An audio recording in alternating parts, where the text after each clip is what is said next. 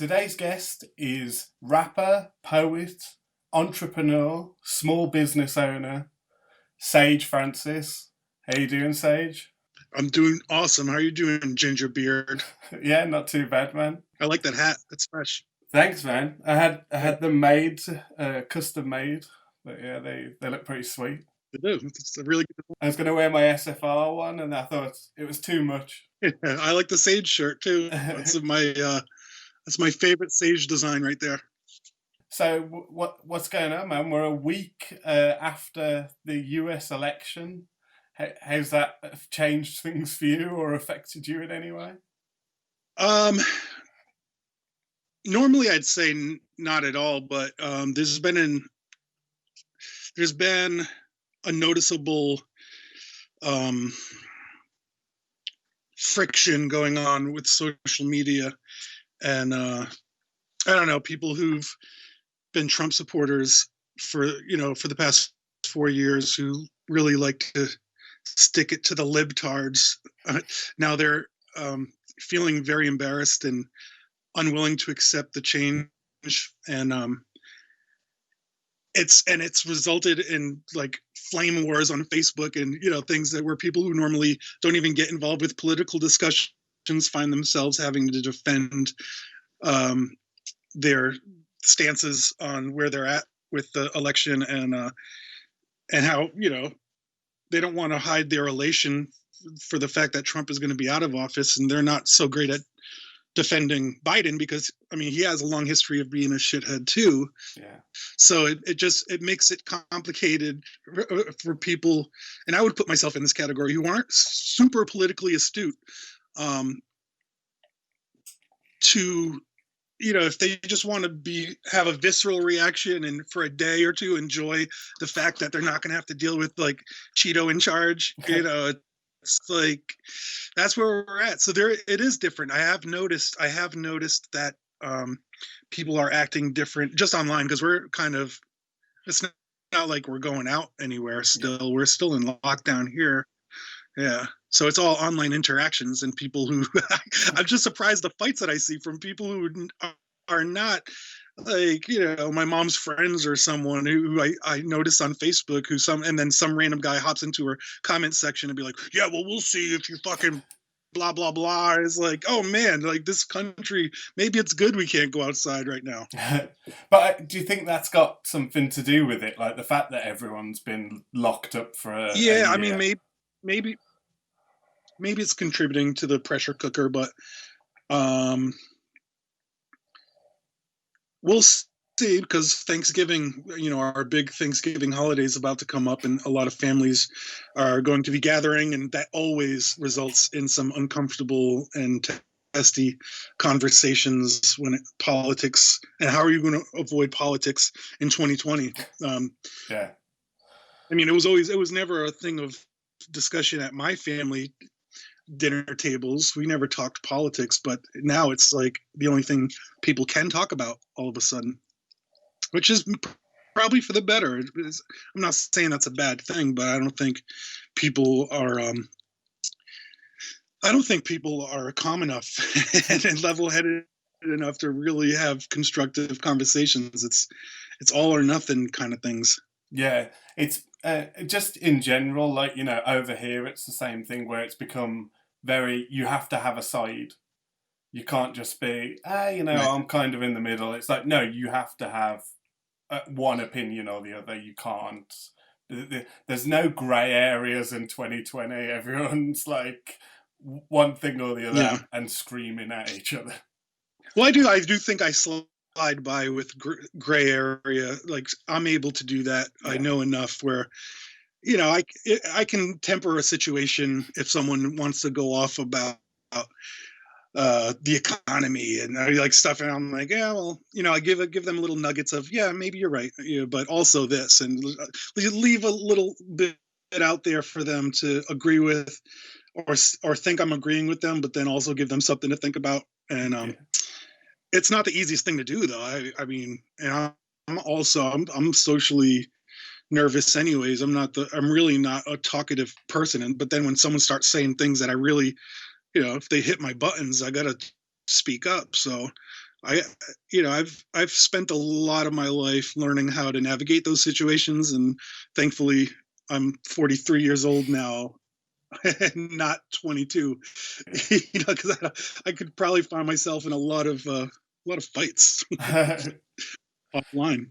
Because and you used to get rid of some of your frustrations about things through music.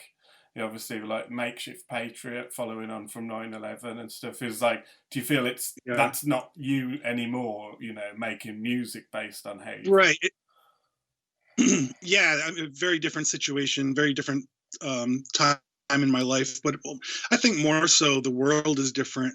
Um, so much has changed since then. You think about 2001 and where what music was like and what media was like, and there was a big shift happening there, and I sensed it. So I wanted to mark a moment. I also wrote that out of fear. It was like we were scared, and that I would say fueled the hard work ethic, where I was thinking this is very important to say right now and get Yeah. out there. Not that I had much of a name, but Public Enemy wasn't making the song. Rage Against the Machine disappeared when things got hot, and I just stepped up, and I'm glad I was able to do so in that moment. But now it's like I'm not. I don't write out of urgency. I write out of hmm. I don't really write. I I do. I mean, when it comes to me, it comes to me. But it's not a. I'm just so I guess distracted, and I'm overwhelmed by everything else that I can't just put everything aside and work on music. I have to work at it on it at a comfortable pace. Yeah. Is that why you've left us waiting so long since Copper Gone for anything new to come out? Yeah, yeah. I mean, I did dedicate a lot of my energy and time and money toward the Epic Beardmen Yeah. project, which you took up at least 3 years. So I like to give myself that cushion when people say I haven't, done any Sage Francis stuff in so long. But now uh, my life situation is completely different. Live and the world is completely different, and I don't know how I'm going to get back into how I could possibly dedicate myself to a career that won't sustain my family. um, I would make records in order to tour off them and create year-long campaigns that now is impossible to do. So I can't dedicate months and months of my time or a bulk of my money toward making a record that I really don't think I'd be able to live off of. Yeah. So that is why I'm going to have to go at it at a more comfortable pace and not be lazy with my music. I'm still very hard on myself when it comes to writing songs, and I want to impress myself every time I make a song. So that is going to happen. It's not like people are like, oh man, I can't wait to hear what you're going to do after this. Part of me just wants to shake it off and or tell everyone all at the same time. Listen, I just don't have it in me. Yeah. When I do, it'll come out, but I don't think it's going to be what you're expecting. Because if you're basing what from me off of the past 20 years of my music, I lived a completely different life than I do now. It's not going to translate the same way. It's going to be a whole new thing. And I am lucky that there are fans who have stuck it out with me and are kind of giving me that leeway and saying, well, whatever it is, we're excited about it. So Yeah. that's beautiful. Awesome. I love that. I hate to think people are going to be like, when's the next healthy distrust? I don't think that's ever going to be. It's going to be a whole new world of music making. Yeah, there became like a weird theme a couple of years ago for people of doing sequels to albums, and it just, I- Yeah, it's very like cheap. surely too much has changed. Like you're just cashing in on a name at that point, aren't you? There's no way you could. But I was going to ask you, um, like art is supposed to come from like misery and stuff, and now you're a happily married man with three kids. So Do you worry that that's going to ruin your art? You... Well, there's enough misery to go around still. I am very happily married. I love my kids. I love. We have a brand new baby boy. It's such a blessing, really. I never thought I would have this kind of life, but that didn't erase all the other stuff that Yeah. I've been carrying with me forever. It just gives me something new to appreciate. So the music is there. I mean, I'd be lying if I said I don't have an album ready to go. I started recording it 2 years ago, more than 2 years ago, and then I had to move. So I moved out of my house in Rhode Island and moved to another state called Connecticut. And my whole recording, like I finally got my soundproofing up in this room, but I almost have the microphone ready to go. But even then, I just have slivers of free time in order to record and do stuff. I've been hoping to get a podcast done. I thought that was going to be easier because I just would sit down and just ramble like I am now. But even then, I don't have there's not 2 hours to spare for me to do that. to put it all together and make it work. Yeah, it takes. I need I don't know when maybe if the pandemic ends, I'll be able to figure it out. I still will figure it out. Yeah. Stay tuned for that podcast. It's going to be fun. I was going to say that's been on the cards for a while, isn't it? The podcast, because it's either in your bio on Twitter. You're like, I might fuck around and make a podcast. Yeah. I mean, I already have the logo. I have the intro music. All I need to do is talk into the microphone. And I have a list of things I want to go on about. But still, every day is crazy. Every single day is crazy. Yeah. This is one right now. We're talking. It's like I had to set this hour aside, or however long it's going to be. Okay, this is my one time where I'm going to talk to another human, outside of my family. But even our family is a lot of the kids are 4 and 5 and a baby. It's tough to really have adult conversations around kids. So I got to lose mouth motor skills. That's where I'm at. Right, and so you are the owner and CEO of Strange Famous, which is right. I don't know how you've managed to do it, but over the last sort of 10, 15 years of listening to your music, you've got me obsessed with a record label, and I never thought I would care about a record label, but just through sheer will of you mention it in most of the songs, and I don't know there's something about the social media presence that Strange Famous has. I love your record label, man. Yeah, no, I like that. I like that. I love to hear that. Thank you, because it's a very small label, so I think it helps us that we have so few moving parts that we actually are an entity that can be identified, and that is Strange Famous. The people that we work with, the type of music we work with, it's not all the same, but I curate it. I make sure that I don't have sometimes a person will send us a demo or an album and want to go on Strange Famous, and I can see that it has a lot of potential to sell. But it's not us. There's a feel about it that was created and forged over time, that it started with me, and then I branched out little by little, bringing in people that I trust and enjoy and work with. And I know that there's a style, I know there's a sound, and I know that there's an expectation from the following that we've built through that process.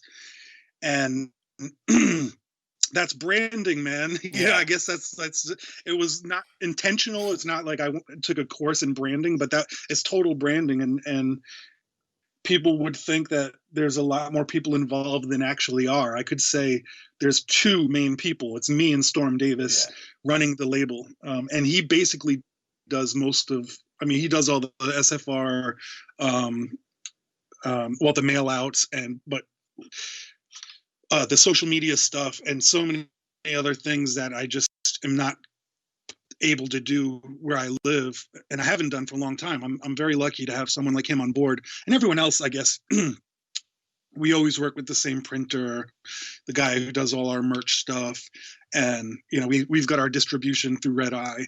But yeah, it's we are easily identifiable. We're not an amorphous company. We're not a company that can pretend that we don't know what's going on within our ranks. Yeah. The bigger you get, the more you risk losing your quote unquote soul as a collective or as a company. And it's one of the most important parts of, or one of the most important things that we have is our branding, or what people know of us and expect of us. And we stand by that. And hopefully I can keep it going as long as possible. It probably won't last forever unless we figure out, because I don't know what we call it a record label, but at this point, I think we have to think of a new name or a new label, not record label, just how to label ourselves, because putting out records, it feels like a losing gamble at this point, especially when people can't tour. And I already felt like this before the pandemic. It's just like, I want to not just curate our roster and help make albums, but develop or bring a collective of creative people together to interact with the world through various mediums, not just music.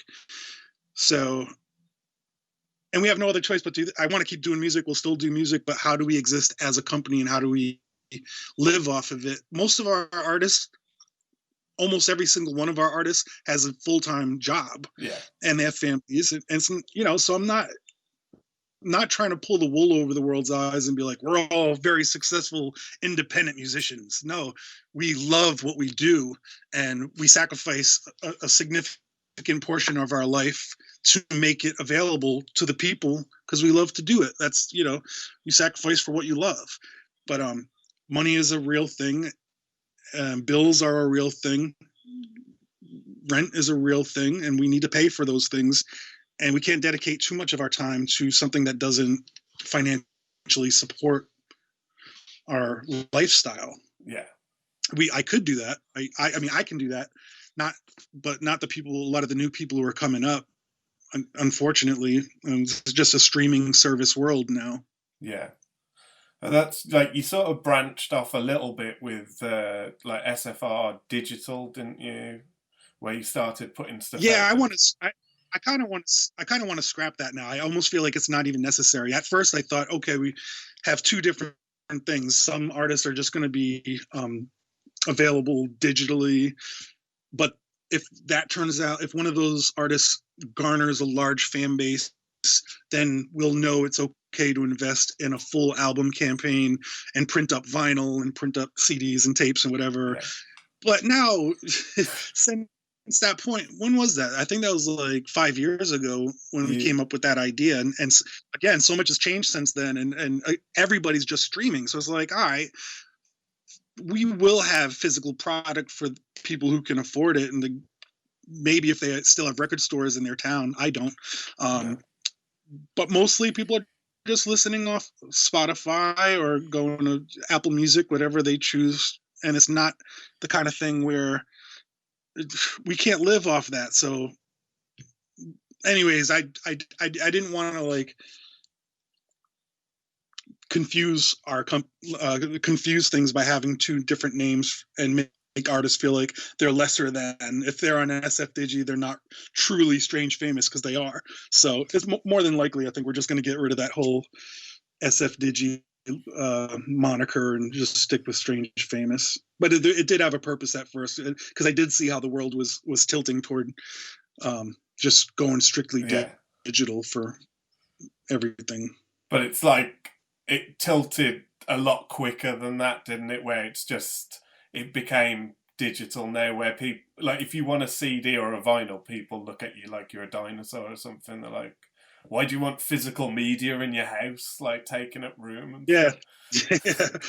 Well, considering how much music people are able to consume now, you couldn't possibly have vinyl or physical product for all the artists that you like. So it's only dedicated to the ones that you really love, or the things that mean the most to you, and you have to pick and choose and be like, all right, so I am going to financially support that artist or this company. Yeah. Um, but the way we think of media, like, consider this: if a movie wasn't playing in a movie theater, we used to think, oh, it's a straight to DVD flop. Yeah. That's just not a it's not a real film. It's just a, you know whatever, B movie. But now it doesn't matter. Like, a movie can just straight up go to streaming media, and you still consider it official. Yeah.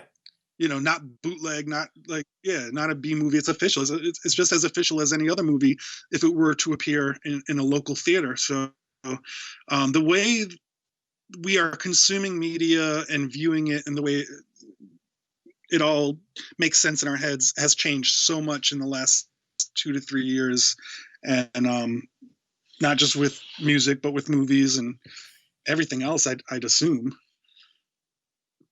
Yeah, I think so. I think like the world's just changing, isn't it? And I suppose with people like you who, print physical media, you sell tapes, CDs, vinyl, you usually do a full Yeah, it's tough run. to get rid of that. Yeah, it is. It's tough. It's tough to let it go. Yeah, I think common sense should tell me stop doing that, but no, that was my whole life. That's how I grew up consuming and enjoying music. It's how I built Strange Famous. It's how I funded the whole label off of sales from my physical media, which I mostly would sell on the road, because that's really where you generate most of your sales.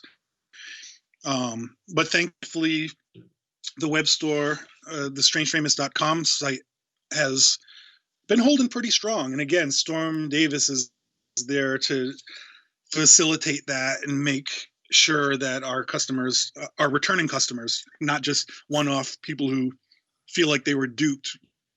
So we're lucky to have that loyal fan base, but it's also because we've just been on top of making sure we make it worth everybody's time, because I know it's not cheap, and people will pay more for shipping than they do for our product a lot of times. yeah, That's a pain in the ass, because it's not like that money goes to us. So, but people will be like, oh man, I'm paying $80 for 2 vinyl. yeah, So we try to throw in a lot of extra things and make people feel special about it. I hope, yeah. and I think we do. You've said you're not going to tour anymore. Is that a real thing, or is I that don't the think same so. as the last time you said you weren't going to tour? Yeah, I mean, even again, before the pandemic, I was already accepting the fact that I'm no longer in a life situation that will allow me to leave my house for longer than a couple days.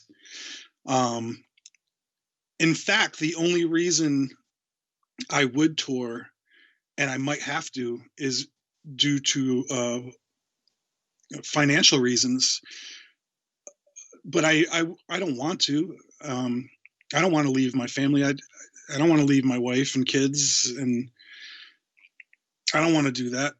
I know other artists do it, but we have it tough enough as it is, the way we live, and it's just us, and we're not around friends and family out here. It's us, by ourselves. And even with me here taking care as much as I can, it still feels like life is overwhelming. I'm just losing grasp on the things I need to take care of. I'm not, it's all catching up to me. I can't get this done. I have to do this in time. Oh, that's overdue. All these things. So if I take myself out of the equation and leave it just to my wife, I feel like a piece of shit, man. I'm not going to do that. So that's why my resolve is pretty strong when it comes to me saying I'm not going to tour. I said that before because I was depressed. I said I don't want to tour anymore. I didn't want to do anything. But now the reasons are much more concrete. And Yeah. But again, if I have to, because we need the money, and I know that's the best way to make money, Yeah. I guess I will. But I'll do it begrudgingly, and I'll do it with a lot of fear, and I won't feel good about it. That's a shame, man. But Yeah. like, it's a shame as a fan. I completely understand from No, I feel you. because I was supposed to come and see you in June, I think it was, in Paris. Yeah. And then the pandemic fucked that up. And then a couple of months later, you were like, okay, here's why I mentioned that I was, and you announced about Frankie. And it's like, oh, that's great. But the pandemic fucked up that last chance to see a Sage Francis gig, you It did. know? I was so upset because I knew, I knew the baby was coming, so I booked as many shows as possible because I knew I'd only have that amount of time, a very short window of time where I could go tour and visit a lot of the places that I know the fan base is really strong. Um, and man, I had to cancel all of that. I put in so much time and spent a lot of money getting all of this stuff done, and then boom, it's all gone. And I guess maybe that also has helped strengthen my resolve about no more touring, because I just had to like wipe it off my shoulder at a certain point and say, oh well, I am I really going to stress about this? Am I going to kick the dirt and just constantly be pissed off? Just accept it. It's over. You're not going to be doing that anymore. You had a really good run. I'm so happy to have seen all the places that I've been able to go to, all the fans multiple times. I have those like fun interactions. It wasn't all fun. It wasn't all happy, but I am very lucky to have done that. Yeah. If I'm able to still kick the can around in 10 years, maybe I can, if the fans still exist at that point, and I can put together an acoustic set, that would be nice. It'll never be like it was, though. I look at old footage sometimes, and I'm like, even if I was touring right now, I can't perform the way I did 15 years ago. I noticed like a significant difference in the things I was able to do. Age does catch up to you, and hip hop is very the way I do it. It takes its toll, and you have to have a lot of maybe you have to have a lot of anger. I don't know, man. I just look at it and be like, I can't do that anymore. I had to switch the way I do things, or else I'd probably be dead at this point. And just, from a pandemic point of view, the fact that you hug everyone in a gig, like once the gig's over, you usually come down and hug all the fans. And it's just like, that ain't going to happen for a while. Oh, it'll never happen. I'd never do that again. No. Nope. Maybe, who knows? I don't know. Don't want to say never. Never say never. But again, I look at all this old stuff like as if it's a whole other life. I'm looking at it as an observer, not as the person doing it. Yeah. And I can see that it's over with. It's not ever going to be the same for me. So I have to think of new things, and that's what I'm doing. I'm currently, I would say, stressed about. I want to make something of value that people will appreciate, something that will generate revenue. So I want to be creative. I also want it to make money. And then you're like, all right, I don't want one to affect the other. So, and I don't really know what will stick. I know I'll still keep making music. So people don't have to, if you're a fan, you don't have to be concerned about me going totally radio silent, but I have to also figure out other stuff to do, because we're there. We're getting there. We're there. We're already there. And so speaking of Epic Beardmen earlier, you did three or four tours as Epic Beardmen over the last few years. What's that been like for your friendship with Dolan? Has it strengthened it? Has it? Yeah, I guess because we had already toured for 10 years together. Yeah. But those Epic Beardmen tours were pretty tough. They were rugged. I mean, that was me going back to before anyone knew who I was, basically, as far as a lot of the crowd attendance and the lack of fucks that promoters would give. And it just was, we knew it was going to be tough. We knew it was going to be an uphill battle, but I didn't know I was going to get paid like $15 sometimes. It was rugged, man. Like those tours in the US especially, but the UK was always great to us. Yeah. The UK was if we could have just done the UK, that we would have been golden. But we really tried to make it work in doing the full North America thing, and it was bad. We definitely, it put us in some interesting situations, and I think B and I both realized, man, as much as we love working together and working with one another, and as much as we love one another, our best bet is just to do solo material. And once we finished the album, this was supposed to be fun. That was our total mind frames. We were like, okay, it's not like we're going to keep trying to force this Epic Beardman stuff on people that we can't live off of. We have to go back to what we normally do. But that was a good time frame for me. I thought when we got into it, it just made sense that we could fuck off for a little while, have fun, see really what we could do with the gamble that we had. Like, just calling it Epic Beardmen was, not a great show of faith in a project that we thought would explode or blow up. It was supposed to be fun, man. That's exactly what the hell it's all about. So that's what we did. And I'm very, you know what? Sometimes I would think about it like, man, I those years I could have used to make a lot of money as a cushion for what I'm dealing with right now. But I met my wife at the very first Epic Beardmen, the first show of the first tour. Oh, wow. And everything since then, how it's all turned out, I would never want to change any of that. I'm just lucky that it all turned out the way that it did, despite the fact that we took a hit to the pockets. That is one thing I know for sure, that I have no regrets whatsoever about not making as much money as I could have, because I'd still be living a pretty lousy life by myself and wondering, or being upset that I can't tour anymore. Yeah. Which I'm not. There is a question that I end the interviews with, but you've already asked it, and you've already answered it, sorry. And I think it annoyed you when I first asked it you, but I'm going to ask it again because I have to end all the interviews with it.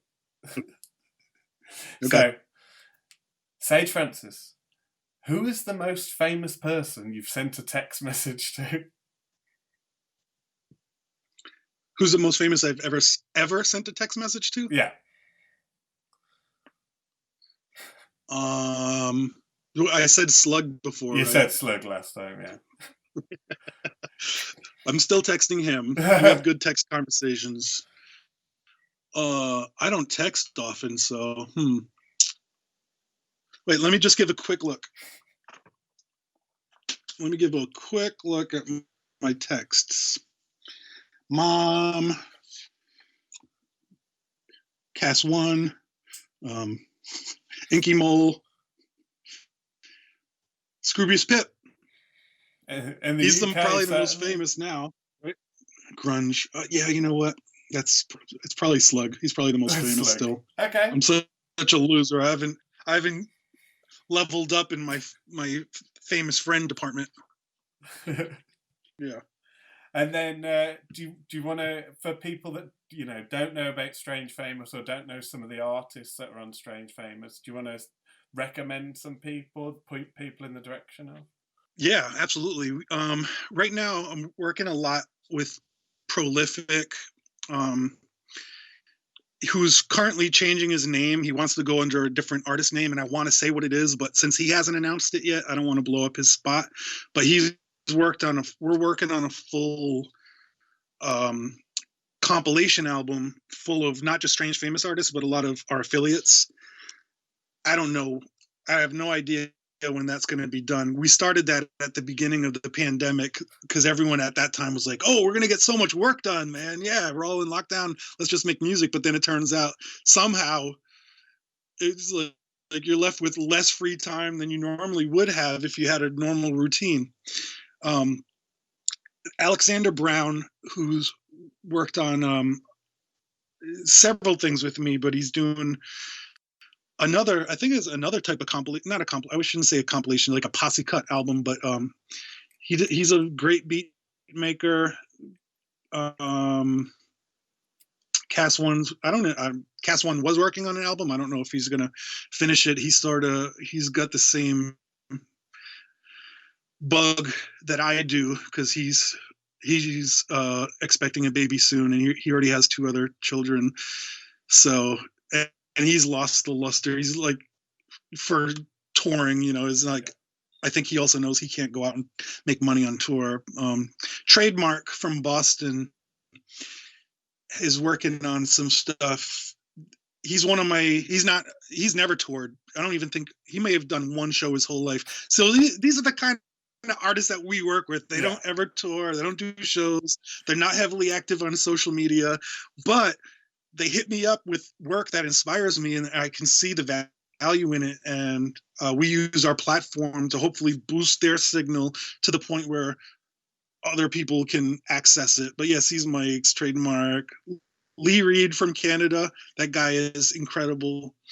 And I'm wondering, Early Adopted was the last, I think, rap album that we put out, like full-on rap album. And outside of them, the track that Early Adopted put up on the Strange Famous YouTube the other day was really cool. It was like a deathbed remix. Oh, right. Yeah, I just love artists like that where they have their hands in all different mediums because he does his own videos. So we also work with a lot of artists who just do everything. They do their own beats, they do their own videos. So they'll come to us with full packages of stuff. It's like, hell yeah, I am strictly rap. Like of course I do a lot of other business things, but creatively I'm not the most I'm just not the most computer savvy dude. I'm not the most tech savvy person. I'm so jealous of people who can freak several mediums and have their personal touch on all of it. I would love to do that. And so that's something I thought I was going to work out during this pandemic, and I still haven't. But yeah, all those artists I just named, I think we're all working together on various items. And by 2021, I would say most of it should be released. Scroobius Pip has quit. Obviously, he's not doing any more music. I'm guessing B.Dolan is cooking up something, but I have no idea how he intends on releasing it or when.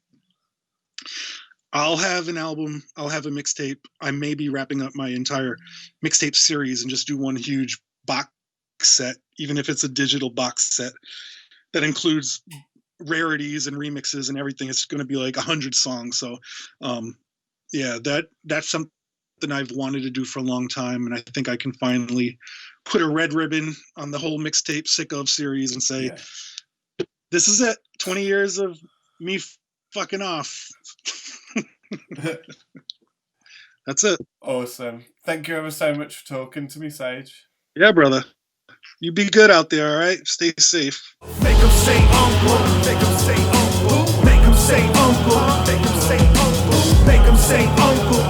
You know what I am. Say what, say what. I'm a bad man. Make them say uncle, make them say uncle, make them say uncle, make them say uncle, make them say bound by the blood that's on our hands. Say what, say what. Goddamn. You have to polish yourself, Mark.